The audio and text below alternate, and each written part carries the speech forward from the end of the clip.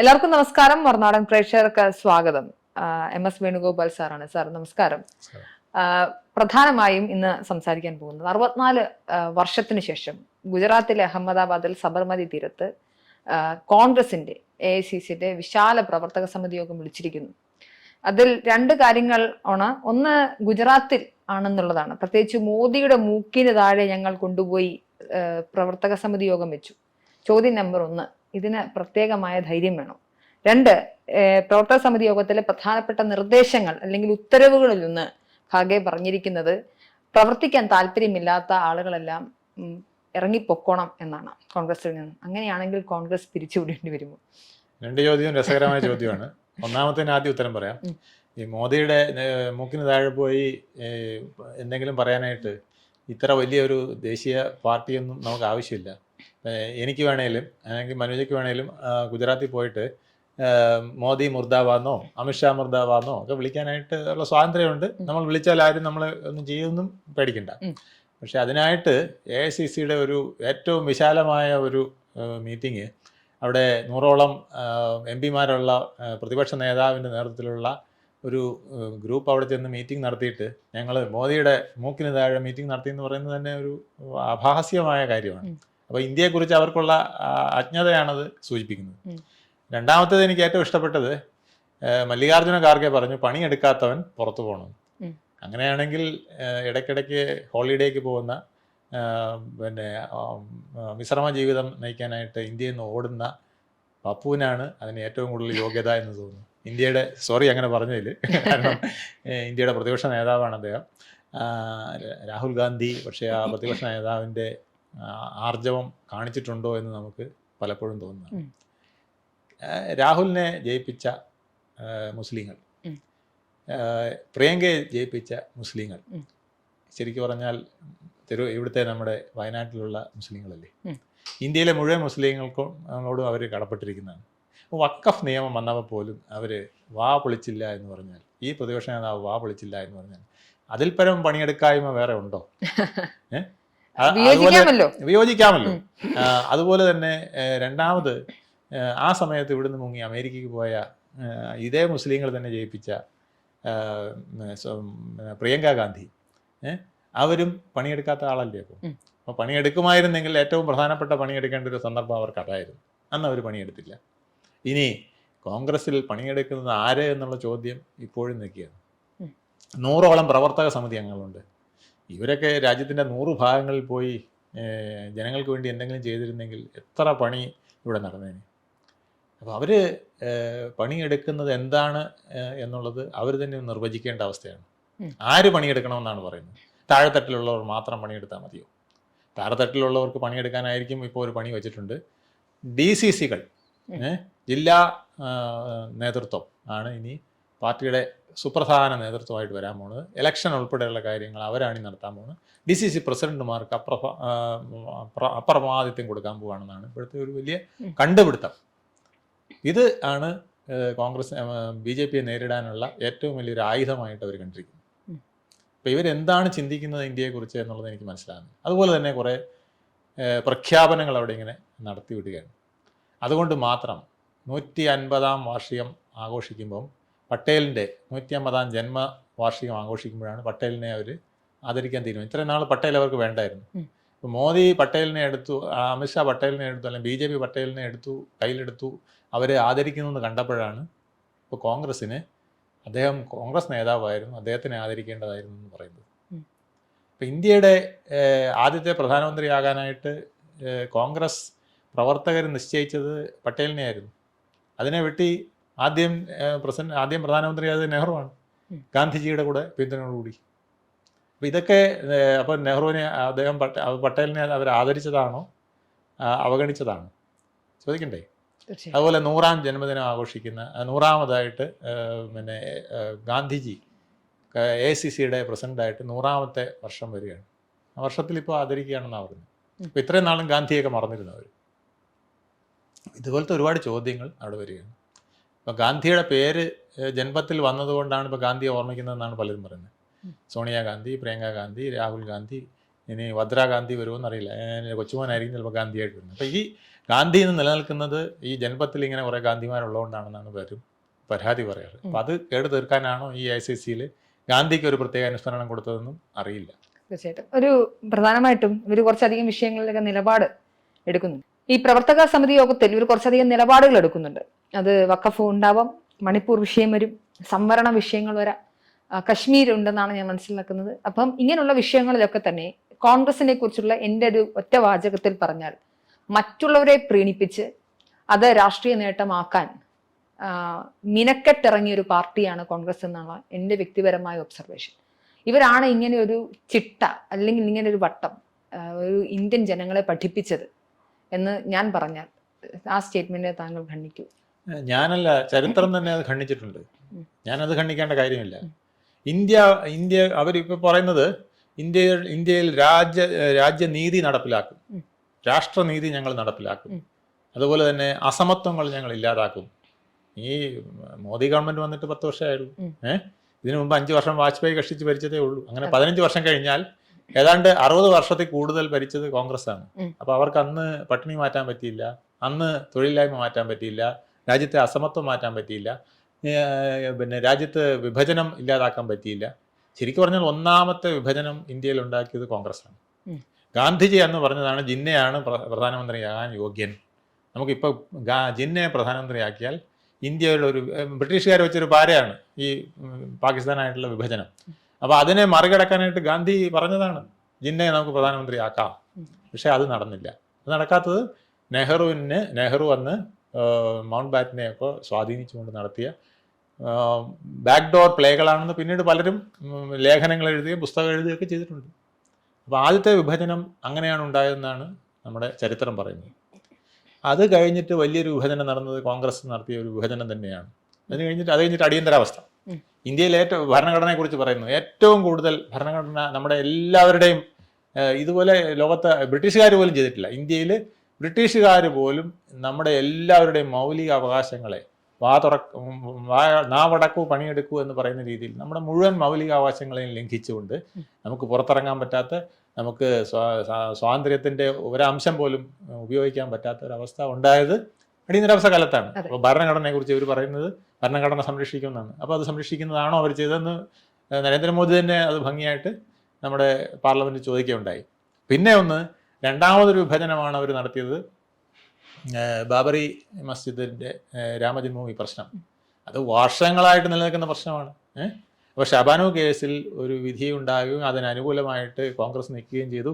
അത് ന്യൂനപക്ഷ പ്രീണനമാണെന്നും മുസ്ലിം പ്രീണനമാണെന്നും ഒക്കെ ഒരു ബഹളമുണ്ടായപ്പോൾ ഹിന്ദുക്കളെ പ്രീണിപ്പിക്കാൻ വേണ്ടിയിട്ട് പുറത്തു വെച്ചിരുന്ന വിഗ്രഹത്തിന് അതുവരെ വർഷങ്ങളായിട്ട് എടുത്ത് തോട്ടിക്കളയണമെന്ന് വരെ ജവഹർലാൽ നെഹ്റു പറഞ്ഞതാണ്. സരയൂ നദിയിലെടുത്ത് എറിയേണ്ടതാണെന്ന് വരെ പറഞ്ഞതാണ്.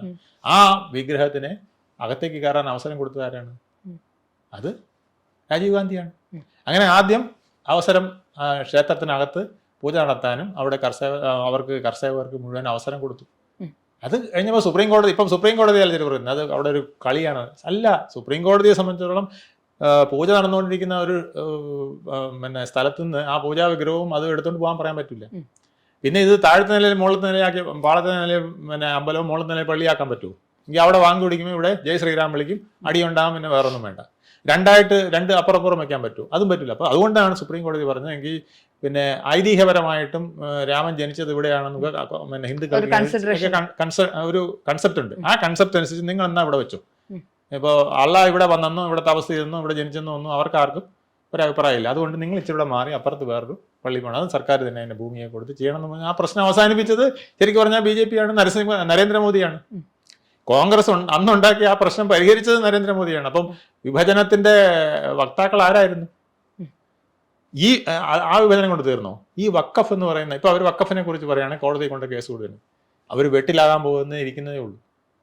ശരിക്കും പറഞ്ഞാൽ ഇന്ത്യയിലെ നമ്മുടെ മുസ്ലിം ഒഴിച്ച് ബാക്കി മുഴുവൻ പേരുടെയും സ്വത്തിൽ ആ ഭീഷണി ഉണ്ടാക്കിയ ഒരു നടപടിയാണ് വഖഫ്. അത് പ്രത്യേകിച്ച് 95-ലും 2013-ലും കോൺഗ്രസ് നടത്തിയ പരിഷ്കാരങ്ങൾ, ആദ്യം മുതലേ അതങ്ങനെ ഉണ്ട്. പക്ഷെ എന്നാലും 95-ലും 2013-ലും നടത്തിയ പരിഷ്കാരങ്ങൾ നമ്മുടെ ടൈം ലിമിറ്റ് എന്ന് പറയുന്നതിനെ ഖണ്ഡിച്ചുകൊണ്ട് പിന്നെ ഓവർ റൈഡിങ് എഫക്റ്റ് കൊടുത്തുകൊണ്ട്, അതായത് ഇന്ത്യയിലെ എല്ലാ നിയമങ്ങൾക്കും മീതെ അതുക്കും മേലെ നമ്മൾ പറയില്ലേ, ആ വിധത്തിലൊരു നിയമം ഉണ്ടാക്കി വെച്ചു കൊടുത്തു. അതാണ് കോടതികൾക്ക് പോലും നേരെ ഇടപെടാൻ പറ്റാത്തത്. അതുകൊണ്ടാണ് മുനമ്പത്തുകാർ ഉൾപ്പെടെ കിടന്ന്, മുനമ്പത്തുകാർ മാത്രമല്ല, തമിഴ്നാട്ടിലുണ്ട്, പിന്നെ വയനാടുണ്ട്, ഡൽഹിയിലുണ്ട്. എന്തിന് ഇന്ത്യൻ പാർലമെന്റും സുപ്രീം കോടതിയും വരെ ഇരിക്കുന്ന ഭൂമി അവരുടേതാണെന്ന് പറയുന്ന അവസ്ഥ വരെ വന്നില്ലേ? ഇതുണ്ടാക്കി കൊടുത്തത് ആരാണ്? ഇതുണ്ടാക്കി കൊടുത്തത് കോൺഗ്രസ് അല്ലേ? ഇത് എന്നിട്ട് ഇത് വീണ്ടും വിഭജനം ഉണ്ടാക്കാനാണ് ഈ കേസിന് പോകുന്നത്. ഇതിപ്പോൾ ഏകദേശം ഒന്ന് സെറ്റിലായി പോയേനെ. വക്കഫ് ബോർഡുണ്ട്, വക്കഫ് പിന്നെ ഭൂമി സംരക്ഷിക്കാനായിട്ട് എല്ലാ വ്യവസ്ഥകളും ഇപ്പം അതിനകത്ത് ചെയ്തിട്ടുണ്ട്. എന്നാലും അതിനൊരു കുത്തിത്തിരിപ്പുണ്ടാക്കി വീണ്ടും പോയിരിക്കുകയാണ് സുപ്രീം കോടതിയിലേക്ക്. ഇത് നിങ്ങൾ നോക്കിയോ, രാമജന്മഭൂമി ബാബറി മസ്ജിദിനേക്കാൾ ഒന്നാം തരം ഒരു ആയുധമായിട്ട് ഇത് BJP ഉപയോഗിച്ചില്ലെങ്കിൽ നിങ്ങൾ അപ്പോൾ കണ്ടോളൂ. കാരണം അതിനുള്ള സന്ദർഭം ഉണ്ടാക്കി കൊടുത്തിരിക്കുകയാണ് കോൺഗ്രസ്. വീണ്ടും കോൺഗ്രസിന് ഒറ്റപ്പെടാനായിട്ട് നോർത്ത് ഇന്ത്യയിൽ പ്രത്യേകിച്ച് ഇത്രയും വോട്ട് വാങ്ങിക്കാൻ സൗകര്യം ഇല്ലാതാക്കാനുള്ള സന്ദർഭമാണ് ഇപ്പോൾ വീണ്ടും ഉണ്ടാക്കി. ഈ കോൺഗ്രസിനൊരു പുനർജീവനം എന്നൊരു രീതിയിലാണ് ഇപ്പം ഇന്ത്യ കക്ഷി സഖ്യം എന്ന രീതിയിലൊക്കെ ഇവർ കുറെ പരിപാടികൾ വരുന്നത്. അതിൽ പോലും കോൺഗ്രസിന് വലിയ റോൾ ഇല്ലാതെ പോകുന്നൊരു ആദ്യം ശ്രമിക്കേണ്ടത് അതാണ്. അതായത് കൂടെ നിൽക്കുന്ന സഖ്യകക്ഷികൾക്ക് തമ്മിൽ വിശ്വാസം ഉണ്ടാക്കുക. ഞങ്ങൾ ആണ് ഒന്നാം പോരാളി. ഇപ്പൊ സേനാ നായകൻ അതായത് അവരുടെ അവസാനത്തെ ഓപ്ഷൻ ആണെന്നുള്ളതാണ്. അതായത് BJP എന്ന് പറയുന്നത് ഒരു ഹിന്ദുത്വ അജണ്ടയുള്ള, അവർ പറയുന്നത് എടുത്ത് റീഫ്രേസ് ചെയ്താൽ ഒരു എന്താ പറയുക, പൂർണ്ണമായ അർത്ഥത്തിൽ ഒരു ഹിന്ദു രാഷ്ട്രത്തിന് വേണ്ടി ശ്രമിക്കുന്ന, അതേസമയം രാഷ്ട്രനീതി നടപ്പിലാക്കാത്തൊരു പാർട്ടി അവിടെ ഫാസിസ്റ്റ് സർക്കാർ ഭരിക്കുന്നു എന്നുള്ളതാണ്. ഫാസിസ്റ്റ് സർക്കാർ തെരഞ്ഞെടുപ്പിലൂടെ വിജയിക്കുമോ എന്ന ചോദ്യത്തിന് അവർക്ക് മറുപടി എന്തായാലും ഇല്ല. അപ്പം ഇവരെ സംബന്ധിച്ചിടത്തോളം നമ്മൾ അവസാനത്തെ ലാസ്റ്റ് ഓപ്ഷൻ എന്ന് പറയുന്നത് ഇന്ത്യ മുന്നണി സഖ്യമായിരുന്നു. അതിൽ തന്നെ അടിയാണ്, അത് തന്നെ ഭിന്നിപ്പാണ്. അവിടെ ഒരു ചേർച്ച ഒരു വിഷയങ്ങളിലും ഉണ്ടാക്കാൻ ഇവർക്ക് സാധിക്കാതെ വരുന്ന ഇടത്ത് മാത്രമല്ല അതിൽ അവർ പരാജയപ്പെട്ടു പോകും. അതിനേക്കാൾ എനിക്ക് തോന്നുന്നത് മമതാ ബാനർജിയൊക്കെ ആയിരിക്കും കുറേ കൂടെ പവർഫുൾ എന്ന് എനിക്ക് തോന്നുന്നുണ്ട്. മുന്നണികളിൽ അങ്ങനെയാണല്ലോ എപ്പോഴും വരുന്നത്. അപ്പം മാത്രമല്ല പുതിയ പാർലമെന്റ് സമ്മേളനം വിളിക്കുന്ന എല്ലാ സാഹചര്യങ്ങളിലും വെറുതെ വരികയും പോവുകയും ബഹളം വയ്ക്കുകയും മാത്രം ചെയ്യുന്ന പ്രതിപക്ഷത്തെയാണ് കാണുന്നത്. അവർ അംബേദ്കറുമായി ബന്ധപ്പെട്ട വിഷയത്തിൽ ഒരു ആവശ്യവുമില്ലാതെ ഒരു പ്രശ്നമുണ്ടാക്കുന്നു. അതിൽ വേഷപ്രച്ഛന്നയായി ഇവർ നീല ധരിച്ചുകൊണ്ട് വരുന്നു. പ്രതിഷേധിക്കാൻ വരുമ്പോൾ കറുപ്പ് ധരിച്ചുകൊണ്ട് വരുന്നു. ഇവര് സഭ വാക്കൗട്ട്, പ്രിയങ്ക എല്ലാവരും, പ്രത്യേകിച്ച് പ്രിയങ്ക എന്ത് ചെയ്താലും സഹോദരൻ അത് എടുത്തണിയുന്നത് കൊണ്ട് അവർക്ക് അതിനകത്ത് പ്രത്യേകിച്ച് പ്രിയങ്കയാണോ രാഹുലാണോ എന്നല്ല, ഗാന്ധി എന്നേ പറയാൻ പറ്റുകയുള്ളൂ. അപ്പം അങ്ങനെ ഒരു സംവിധാനം. എന്ത് പ്രശ്നമുണ്ടെങ്കിലും അത് ക്രിയാത്മകമായ ഒരു ചർച്ചയും നടക്കാത്ത രീതിയിൽ എല്ലാത്തിനെയും എതിർക്കുക എന്നുള്ളത് മാത്രമായി മാറുന്നൊരിടത്ത് കോൺഗ്രസിന് ഇനി ഇന്ത്യ മുന്നണിയിൽ പോലും പ്രസക്തി ഇല്ലാതാവുകയല്ലേ? അല്ല, ഇന്ത്യ മുന്നണിയിൽ പ്രസക്തി ഇല്ലാതായി കഴിഞ്ഞു എന്നുള്ളത് വ്യക്തമാണല്ലോ. ഈ ഫാസിസ്റ്റിന്റെ കാര്യം തന്നെ പറയാം. ഇപ്പം ഇപ്പൊ CPM-ന്റെ നവ ജനറൽ സെക്രട്ടറി പറഞ്ഞു അത്ര ഫാസിസ്റ്റ് അല്ല എന്ന്. അതെ, അതെ. അപ്പൊ അത്ര ഫാസിസ്റ്റ് അല്ല അദ്ദേഹം ഈ കേന്ദ്ര ഗവൺമെന്റിന്ന്. ഇപ്പം ഇപ്പോഴത്തെ മുൻ ജനറൽ സെക്രട്ടറിയും പറഞ്ഞു, ഇപ്പോഴത്തെ ജനറൽ സെക്രട്ടറിയും ആവർത്തിച്ചു. കേരളത്തിലെ ഓപ്ഷൻ അവർക്ക് എടുക്കാം. അതെ, അപ്പൊ അവിടെ തന്നെ അവരും ഇന്ത്യ മുന്നണിയുടെ ഭാഗമാണ്. അപ്പൊ അവിടെ തന്നെ ഒരു സ്പ്ലിറ്റ് വന്നു. പിന്നെ ഇന്ത്യ മുന്നണിയുടെ മറ്റ് നേതാക്കളെ നിങ്ങൾ നോക്ക്, അതെല്ലാം ആരായിരുന്നു? ഒരിക്കൽ കോൺഗ്രസ്സുകാരായിരുന്നു. ഇപ്പം ആരാണ് പവാർ, ആരാണ് മമതാ ബാനർജി? ഇങ്ങനെ നോക്കിക്കഴിഞ്ഞാൽ ഒന്നുകിൽ ഇതിന്റെ മുമ്പത്തെ തലമുറ അല്ലെങ്കിൽ ഇപ്പോഴത്തെ തലമുറ കോൺഗ്രസ്സുകാരായിരുന്നു. അപ്പോൾ ഇന്ത്യ മുന്നണി എന്ന് പറയുന്നത്, ഇന്ത്യ മുന്നണി എന്നൊരു സാധനമേ ആവശ്യമില്ലായിരുന്നു. ഇത് മുഴുവൻ കോൺഗ്രസ് ആകേണ്ടതാണ്. ഇവരാദ്യം ചെയ്യേണ്ടത് ഇവിടുത്തെ താഴെത്തട്ടിലുള്ളവരെ പണിയെടുപ്പിക്കാനല്ല, മേൾത്തട്ടിലുള്ളവർ പണിയെടുത്ത് മടങ്ങി പോയ അവരെല്ലാം തിരിച്ചു കൊണ്ടുവന്ന് ഇന്ത്യ മുന്നണിക്ക് പകരം ഇന്ത്യൻ നാഷണൽ കോൺഗ്രസ് ആക്കാൻ നോക്കുകയാണ് വേണ്ടത്. ഗാന്ധിജിയുടെ പ്രസിഡന്റിന്റെ 100ാം വാർഷികം ആഘോഷിക്കുമ്പോൾ, പട്ടേലിന്റെ 150ാം ജന്മദിനം ആഘോഷിക്കുമ്പോൾ, ഈ രണ്ട് മഹത്തുക്കളുടെയും പ്രവർത്തനത്തിന്റെ ശക്തി ഉൾക്കൊണ്ടുകൊണ്ട് കോൺഗ്രസ് IICC ആദ്യം ചെയ്യേണ്ടത് പിരിഞ്ഞു പോയ നേതാക്കളെ മുഴുവൻ ഇവിടെ കൊണ്ടുവരിക എന്നുള്ളതാണ്. കാരണം ഒരു കമാൻഡർ വേണം, ആ കമാൻഡറിനോടൊപ്പം നിരവധി മേജർമാരും ക്യാപ്റ്റന്മാരും ഒക്കെ വേണം. എങ്കിലേ ഇന്ത്യ പോലൊരു രാജ്യം പിടിച്ചടക്കാൻ കഴിയുള്ളൂ. നരേന്ദ്രമോദി ഫാസിസം കാണിച്ചുകൊണ്ടല്ല ഇന്ത്യയുടെ പ്രധാനമന്ത്രി ആയത്. നരേന്ദ്രമോദിക്ക് 10,000-കണക്കിന് കർഷകരെ അണിനിരത്താൻ കഴിഞ്ഞിട്ടുണ്ട്. താഴെത്തട്ടിൽ, മുകളിലത്തെ തട്ടിൽ ഓരോ സംസ്ഥാനത്തും നല്ല ഒന്നാം തരം മുഖ്യമന്ത്രിമാരെയും അണിനിരത്താൻ കഴിഞ്ഞിട്ടുണ്ട്. അവർ ചെയ്യുന്ന പ്രവർത്തനങ്ങൾ അവിടെ മുസ്ലിങ്ങളുണ്ടെങ്കിലും ക്രിസ്ത്യാനികളുണ്ടെങ്കിലും അവർക്കും ഉൾക്കൊള്ളാൻ കഴിയുന്നതായിട്ടുണ്ട്. മറ്റൊരു സൈഡിൽ ബ്യൂറോക്രാറ്റ്സിനെ ഏറ്റവും ഭംഗിയായിട്ട് ഉപയോഗിക്കുന്നത്. അത് ഒരു മാനേജ്മെന്റ് ടെക്നിക്കാണ്. ഏറ്റവും സ്കില്ലുള്ള ആളിനെ നമ്മുടെ കൂടെ നിർത്തുക, ഏറ്റവും എഫിഷ്യൻസി. രാഷ്ട്രീയം നോക്കാതെ, അത് രാഷ്ട്രീയം നോക്കരുത്. അല്ല, ഏറ്റവും നമ്മളതാ പറഞ്ഞ ഒരു നമ്മളൊരു കമ്പനി നടത്തുമ്പോൾ എങ്ങനെ ചെയ്യും അതുപോലെ തന്നെയാണ് ഒരു രാഷ്ട്രം നടത്തുന്നതിനും ചെയ്യേണ്ടത്. അവിടുത്തെ ഏറ്റവും പൊട്ടൻഷ്യൽ. ഈ ചൈന എന്തുകൊണ്ടാണ് വിജയിക്കുന്നത്? ചൈന വിജയിക്കുന്നത് അവിടെ അടിമത്തമൊക്കെ നിൽക്കുകയാണ്. പിന്നെ പട്ടാള ഭരണം പോലെയാണ് ഇംപ്ലിമെന്റ് ചെയ്യുന്നത് കൊണ്ട് അവിടെ പിടിച്ചു നിൽക്കുന്നുള്ള മാത്രമേ ഉള്ളൂ. ശരിക്കും പറഞ്ഞാൽ ഡെമോക്രസി ഇല്ല. പിന്നെ ഒരു ഫാസിസം എന്ന് പറയുന്നതിന്റെ അതിന്റെയൊക്കെ എത്രയോ ഇരട്ടി വലിയ സാധനമാണ് അവിടെ നിൽക്കുന്നത്. മുട്ട ഇടിച്ചോണ്ടേ നമുക്ക് അവിടെ നിൽക്കാൻ പറ്റുള്ളൂ. പക്ഷെ എന്നിട്ട് പോലും അവിടുത്തെ ജനങ്ങളെ അവർ പണിയെടുപ്പിക്കുന്നു, സ്കിൽഫുൾ ആക്കുന്നു, സ്കിൽഫുൾ ആയവരെ ടോപ്പിലേക്ക് കൊണ്ടുവരുന്നു. ഓരോ സ്ഥലത്തും അത്തരത്തിൽ അവർ എഫിഷ്യൻസി കാണിച്ചുകൊണ്ട് മുന്നേറുന്നു. ഇന്ത്യക്ക് വേണ്ടത് അതാണ് ഇപ്പോൾ നരേന്ദ്രമോദി പലപ്പോഴും ചെയ്തുകൊണ്ടിരിക്കുന്നത്. ഏറ്റവും നല്ല വിദേശകാര്യ മന്ത്രിയെ കൊണ്ടുവരുന്നു. അജിത് ഡോവലിനെ പോലെ ഒരാളെ നമ്മുടെ രാഷ്ട്രത്തിന്റെ സെക്യൂരിറ്റി എങ്ങനെ, പ്രതിരോധം ഉൾപ്പെടെയുള്ള സെക്യൂരിറ്റി എങ്ങനെ നടപ്പിലാക്കണം എന്നുള്ളതിന് അറിയാനായിട്ട് അദ്ദേഹത്തിനെ നിയോഗിക്കുന്നു. ഇങ്ങനെ ഓരോ തലത്തിലും ഏത് നിസ്സാരമായ ഉള്ളവരെ രാഷ്ട്രീയ പ്രേരിതമല്ലാത്ത രീതിയിൽ മാറ്റി നിർത്തും. ഓരോ സംസ്ഥാനങ്ങളിലും കോൺഗ്രസ്സുകാരനാണെങ്കിൽ പോലും ആ എഫിഷ്യന്റ് ആയ കോൺഗ്രസ്സുകാരനെ അവിടുന്ന് പിടിച്ചെടുത്ത് അവർ നിർത്തുന്നു. അത് അവരുടെ മിടുക്കാണെന്ന് തിരിച്ചു കൊണ്ടുപോകുന്നതിലാണ് കോൺഗ്രസ്സുകാരന്റെ കഴിവ്. ഗാന്ധിക്കും പട്ടേലിനും ഉണ്ടായിരുന്ന കഴിവ് അതാണ്. ഇന്ത്യ മുഴുവൻ പിടിച്ചു നിർത്താൻ കഴിഞ്ഞിട്ടുണ്ട് അവർ. ജനങ്ങളെ പിടിച്ചു നിർത്താൻ ഗാന്ധിക്ക് അറിയാമായിരുന്നു. പട്ടേലിന് ഈ അഡ്മിനിസ്ട്രേഷൻ എല്ലാ തലത്തിലും ഊർജ്ജസ്വലമായ ഒരു അഡ്മിനിസ്ട്രേഷൻ ആയിരുന്നു അദ്ദേഹത്തിന്റെ. ഇന്ത്യ മുഴുവൻ ഏതാനും ദിവസം ബ്രിട്ടീഷുകാർ പ്രതീക്ഷിച്ചില്ല ഇത് റീയൂണിഫിക്കേഷൻ നടന്നു. നൂറുകണക്കിന് നാട്ടുരാജ്യങ്ങളല്ലേ. ഈ നാട്ടുരാജ്യങ്ങളെ എല്ലാം എങ്ങനെ കൂട്ടിയോജിപ്പിക്കാൻ പറ്റുമെന്ന് ഭിന്നിപ്പിച്ച് ഭരിക്കുക എന്നുള്ള പോളിസിനെ ഇത് അടിച്ച് തകരും എന്നാണ് ബ്രിട്ടീഷുകാർ ചോദിച്ചത്. ഈ സമരം അവരൊന്നാക്കി വെച്ചിരുന്ന രാജ്യമാണ്. ഇവർ പോയപ്പോ എന്ത് ചെയ്ത് എല്ലാത്തിനും ഇൻഡിപെൻഡന്റ് ആയിക്കോളാൻ പറഞ്ഞ് കൊടുത്തിട്ടാ പോയത്. എന്ന് വെച്ചാൽ കെട്ടി വെച്ചിരുന്നതിനെ എല്ലാം കൂടെ അഴിച്ചു വിട്ടിട്ട് നീ എല്ലാം കൂടെ കിടന്ന് അടിച്ചോടാന്ന് പറഞ്ഞ് ഇട്ട് കൊടുത്തു. അതിനെ കൂട്ടി കെട്ടിയത് ആരാണ്? പട്ടേലാണ്. ആ പട്ടേലിന്റെ 10-1 ശക്തി എന്താണെന്ന് ഇവർക്ക് മനസ്സിലായിരുന്നെങ്കിൽ അവർ AICCയിൽ ഇന്ന് ഇതല്ല പറയുക. ഇന്ത്യയിലെ ജനങ്ങളെ ഒന്നിപ്പിക്കാനായിട്ടുള്ള ഞങ്ങൾക്ക് പറ്റിയ തെറ്റുകൾ ഓരോന്ന് ഏറ്റു പറഞ്ഞുകൊണ്ട് അതിന് ഞങ്ങൾ ആവർത്തിക്കില്ല. 60 വർഷം ഞങ്ങൾ ചെയ്ത തെറ്റുകൾ പൊറുക്കണം.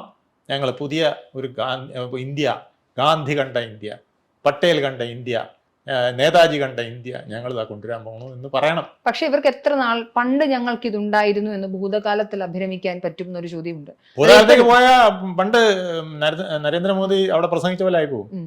ഇവരുടെ ഭരണഘടനയെ കുറിച്ച് സംസാരിച്ചു. ഭൂതകാലത്തിലേക്ക് പോയ പിന്നെ ഇവർക്ക് ഒരു നമുക്കൊരു ഭൂതകാലം അറിയാം. വർത്തമാനത്തിൽ അവർക്ക് ഒന്നും ചെയ്യാൻ അവർക്ക് സാധിക്കുന്നില്ല. മുന്നണിയെ പോലും പിടിച്ചു നിർത്താൻ സാധിക്കുന്നില്ല. അങ്ങനെ ഒരു കേരളത്തിൽ നോക്കൂ. കേരളത്തിൽ ഇപ്പൊ ഇവര് DCCകളൊക്കെ പുനഃസംഘടിപ്പിക്കുമെന്ന് പറഞ്ഞില്ലേ? ഇവിടെ ഏകശിലയായി പ്രവർത്തിക്കണം എന്നാ പറഞ്ഞത്. അതായത് കെ സുധാകരനും മുരളീധരനും തരൂരും എല്ലാം കൂടെ ഒന്നിച്ച് ഏകശിലയായി പ്രവർത്തിക്കണം എന്നാണ്. ഇപ്പൊ അതിൽ നിന്ന് ഏകശില ഒരെണ്ണത്തിന് നടത്തി മാറ്റാൻ പോവാ. ഇപ്പൊ ഇവിടെ ക്രിസ്ത്യാനിയെ കൊണ്ടുവരണമെന്നാ പറഞ്ഞിരിക്കുന്നത്, ആന്റണിയെ കൊണ്ടുവരണമെന്നാ പറഞ്ഞിരിക്കുന്നത്. എന്തിനെന്നറിയാമോ? മുനമ്പത്ത് നമ്മൾ ചെയ്തതിൽ വല്ല അപാകതയും പറ്റി ക്രിസ്ത്യാനികൾ തെറ്റിപ്പോയിട്ടുണ്ടെങ്കിൽ അത് മാറ്റാനായിട്ട് ആന്റണി KPC പ്രസിഡന്റ് ആകുക. ആന്റണിക്ക് പത്തനംതിട്ട തന്നെ കക്ഷിച്ചാണ് രക്ഷപ്പെട്ടത്. അവിടെ അനിൽ ആന്റണി അല്ല അവിടെ സ്ഥാനാർത്ഥി ആയിരുന്നെങ്കിൽ ഉറപ്പായും തോറ്റുപോയത്. ആ ആന്റണിയെ അനിൽ ആന്റണി തുടർച്ചയായി മണ്ടത്തരങ്ങൾ ചെയ്യാൻ ഇവർക്ക് എങ്ങനെ പറ്റും? അത് താഴെത്തട്ടിൽ യാതൊരു ബന്ധവുമില്ല. ഇത് ആരോ അഡ്വൈസ് കൊടുക്കാണ്. അഡ്വൈസ് ചെയ്യുന്നവനും പിന്നെ വലിയ ഗ്രാഹ്യമില്ലെന്ന് എനിക്ക് തോന്നുന്നത്. ഇപ്പൊ ഇവിടെ ഇലക്ഷൻ അടുത്ത സമയത്ത് ഇവിടുത്തെ DCC മുഴുവൻ മാറ്റാൻ പോയാൽ ഒന്ന് ആലോചിച്ച് നോക്ക്. അടി എന്ന് പറഞ്ഞാൽ ഇവിടെ KPC പ്രസിഡന്റിനെ മാറ്റാൻ പറ്റുന്നില്ല. അപ്പൊ DCC പ്രസിഡന്റുമാരെ മുഴുവൻ മാറ്റിയാൽ ഒരു മാറ്റം വരുത്താം. ഇപ്പോ പാലോട് രവിയാണ് ഇവിടുത്തെ തിരുവനന്തപുരത്തെ DCC പ്രസിഡന്റ്. അത് രവി പാലോടെന്ന് വല്ലതും ആക്കി ഒരു മാറ്റം വരുത്താം. അതിൽ കൂടി മാറ്റം വരുത്താൻ നടക്കുമെന്ന് എനിക്ക് തോന്നുന്നില്ല. ആ വിധത്തിലാണ് അവരുടെ ഇപ്പോഴത്തെ അവസ്ഥ. അപ്പൊ ഇത് മാറ്റാൻ പോയാൽ വലിയ അടി നടക്കും. അങ്ങനെയാണെങ്കിൽ ഞാൻ പറഞ്ഞു ഭൂതമറിയാം, ഭാവി കുറിച്ചാണ് ഞാൻ സംസാരിക്കുന്നത്. എന്തായിരിക്കും കോൺഗ്രസിന്റെ ഭാവി? എങ്ങനെയാണ് കോൺഗ്രസിന്റെ ഭാവി? വളരെ ദയനീയമാകും, അത് ശൂന്യമാകും എന്നാണ് എനിക്ക് തോന്നുന്നത്. ഇവരെടുക്കുന്ന നടപടികൾ ഇങ്ങനെയാണെങ്കിൽ. ഞാൻ പറഞ്ഞില്ലേ, ഇന്ത്യ വിഭജനം മുതൽ രാമജന്മഭൂമി പ്രശ്നം ഉണ്ടാക്കിയത് മുതൽ ഇപ്പൊ വഖഫ് ഉണ്ടാക്കി വെച്ചിരിക്കുന്നത്, കാശ്മീര് പുകയുന്നത്, മണിപ്പൂർ പുകയുന്നത്, ഇതിലെല്ലാത്തിന്റെയും കൈകളിൽ നിന്ന് ഇവർക്ക് ഊരാൻ പറ്റും. അതായത് ഈ വഖഫുമായി ബന്ധപ്പെട്ടിട്ട് ഇവർക്ക് വലിയ മുന്നേറ്റം ഉണ്ടാക്കാൻ സാധിക്കുമായിരുന്നു. അത് BJP സർക്കാരിന് അനുകൂലമായി വോട്ട് ചെയ്ത്, സർക്കാരിനല്ല ബില്ലിനെ അനുകൂലിച്ചിരുന്നെങ്കിൽ അതിൽ ഇങ്ങനെ മാറ്റങ്ങൾ കൂടി വരുത്തണം. അങ്ങനെ വരുമ്പോൾ ഒരു ഡിമാൻഡിങ് ക്വാളിറ്റി ഉണ്ടായേനെ. തീർച്ചയായിട്ടും. ഇപ്പം ഞാൻ പറയുന്ന ഒരു സാധനം മുഖവിലേക്ക് എടുക്കണമെങ്കിൽ എനിക്ക് ഡിമാൻഡിങ് കപ്പാസിറ്റി വേണം. നമ്മ കെ എം മാണിയുടെ മകൻ കുഞ്ഞുമാണി കാണിച്ച ഒരു ഇതുപോലെ ഒരു കാണിച്ചില്ല, ചിലതിനെ ഞങ്ങൾ ചിലതിനെ ഞങ്ങൾ എതിർക്കും എന്ന് പറയാനുള്ള വിവേകം. സഭയ്ക്ക് എതിർപ്പില്ല ജോസ് കെ മാണി. അതെ, ജോസ് കെ മാണി കാണിച്ച ആ വിവേകം പോലും പിന്നെ ഇന്ത്യയിലെ മുഴുവൻ ജനങ്ങളെ ഉൾക്കൊള്ളുന്ന പിന്നെ പാർട്ടിക്ക് കഴിഞ്ഞില്ല എന്നുള്ളതാണ്. ഭൂരിപക്ഷം വരുന്നവരെ വെറുപ്പിക്കുന്ന വിധത്തിലാക്കിയില്ലേ. ഇത് നിങ്ങൾ നോക്കിയോ, രാമജന്മഭൂമി വിഷയത്തെക്കാൾ വലിയ, ബാബറി മസ്ജിദ് വിഷയത്തെക്കാൾ വലിയ വിഷയമായിട്ട് വഖഫ് ഭാവിയിൽ നരേന്ദ്രമോദി ഉപയോഗിക്കും. കാരണം അദ്ദേഹം ചെയ്തിരിക്കുന്നത് മുഴുവൻ ജനതയ്ക്കും ഗുണം ചെയ്യുന്നതാണ്. ഈ മുസ്ലിങ്ങൾക്ക് പോലും, മുസ്ലിമിലെ സ്ത്രീകൾക്ക് പോലും ഗുണം ചെയ്യുന്നതാണെന്നേ. ഇത് പറഞ്ഞു ഫലിപ്പിക്കാൻ മുത്തലാഖ് നിരോധന നിയമം വരുന്നു, എതിർക്കുന്നു കോൺഗ്രസ്. ആർക്കാണ് പ്രയോജനം ചെയ്തത്? മുസ്ലിം സ്ത്രീകൾക്കാണ്. വഖഫ് ഭൂമിയുമായി ബന്ധപ്പെട്ട ബില്ലിൽ വരുന്നു, അതിൽ ആർക്കാണ് പ്രയോജനം ചെയ്യുന്നത്? അത് എല്ലാ മതസ്ഥർക്കുമാണ്. യൂണിഫോം സിവിൽ കോഡിനെ കുറിച്ച് സംസാരിക്കുന്നു, അത് ഇവർ എതിർക്കുകയാണ്. ഒന്നും നോക്കുന്നില്ല. നമ്മുടെ ഭരണഘടനയിൽ ആദ്യം പറഞ്ഞതാണ് അത്. അതിനെ ഇപ്പോൾ ഇനിയിപ്പം എന്തായാലും നടപ്പിലാക്കും, BJP സർക്കാർ നടപ്പിലാക്കും. അതിനകത്ത് എനിക്ക് യാതൊരു സംശയമില്ല. അതിനെയും ഇവർ എതിർക്കും. അവസാനം എതിർക്കാനുള്ള ഡിമാൻഡിങ് കപ്പാസിറ്റി പോലും ഇല്ലാത്ത രീതിയിലേക്ക് കോൺഗ്രസ് അധപതിക്കുമെന്നാണ് മനസ്സിലാക്കുന്നത്. അതായത് എതിർക്കാൻ വേണ്ടി എതിർത്താൽ നമ്മുടെ എന്തെങ്കിലും ചെയ്യാൻ വളഞ്ഞു പോകും. നമ്മൾ ഏതിനാണ് എതിർക്കേണ്ടതെന്ന് പറഞ്ഞാൽ കുന്തമുന ഉണ്ടാവും. എതിർക്കേണ്ടതിനെ എതിർക്കുമ്പോഴാണ് നമുക്ക് ഊർജം വരുന്നത്. നമ്മുടെ ഉള്ളിൽ നിന്നൊരു ഊർജം വരണ്ടേ. നമ്മൾ കൃത്രിമമായിട്ട് എതിർക്കുമ്പോൾ നമുക്ക് ഉള്ളിലറിയാം ഇത് തെറ്റാണ്, പക്ഷെ നമ്മൾ പാർലമെന്റിൽ കിടന്ന് വാദിക്കുകയാണ് തെറ്റല്ല, ശരിയാണ്. പക്ഷെ ആ ശരിക്ക് ഒരു ശക്തി വരില്ല. ശരിയായതിനൊപ്പം നിൽക്കുമ്പോൾ നമുക്ക് ശക്തിയും, തെറ്റായതിനെ എതിർക്കാൻ നമ്മൾ നിൽക്കുമ്പോൾ അതിനേക്കാൾ ശക്തിയും നമുക്കുണ്ടാകും. ഈ ശക്തി ആദ്യം നേതാക്കൾക്ക് ഉണ്ടാക്കണം. ആ ശക്തി അവരെ ഏറ്റെടുക്കുമ്പോൾ അണികൾക്കും അതുണ്ടാകും. അപ്പൊ തെറ്റിനെ എതിർക്കാനും ശരിയെ അനുകൂലിക്കാനുള്ള ഒരു ശക്തിയാണ് കോൺഗ്രസ് ആദ്യം ഉണ്ടാക്കേണ്ടത്. തീർച്ചയായിട്ടും. എന്തായാലും വളരെ വ്യക്തമാണ്. കോൺഗ്രസിന്റെ വിശാല AICC മീറ്റിംഗ് ഒക്കെ അങ്ങ് സബർമതിയിൽ നടക്കട്ടെ. ഇനിയും തിരുത്തലുകൾ വരുത്തിയില്ലെങ്കിൽ കോൺഗ്രസ് എന്ന് പറയുന്നത് ഇല്ലാതെയാവുന്ന ഒരു ഇന്ത്യ ആയിരിക്കും ഉണ്ടാവുക എന്ന കാര്യത്തിൽ ഇനി പ്രത്യേകിച്ച് സംശയമൊന്നും വേണ്ട. അധികായനായൊരു നേതാവായി നരേന്ദ്രമോദിയും അമിത്ഷായും ഒക്കെ മാറും എന്നത് മാത്രമാണ് ആകെത്തുകയിൽ ഉണ്ടാകാൻ പോകുന്നത്. പ്രതിപക്ഷമില്ലാത്തൊരു ഇന്ത്യയിലേക്ക് ആയിരിക്കാം. ഗുണമോ ദോഷമോ കോൺഗ്രസിന്റെ കയ്യിലിരിപ്പുകൊണ്ടാണ് അതെന്തായാലും സംഭവിക്കാൻ പോകുന്നത്. ഒരുപാട് നന്ദി സർ. Thank you.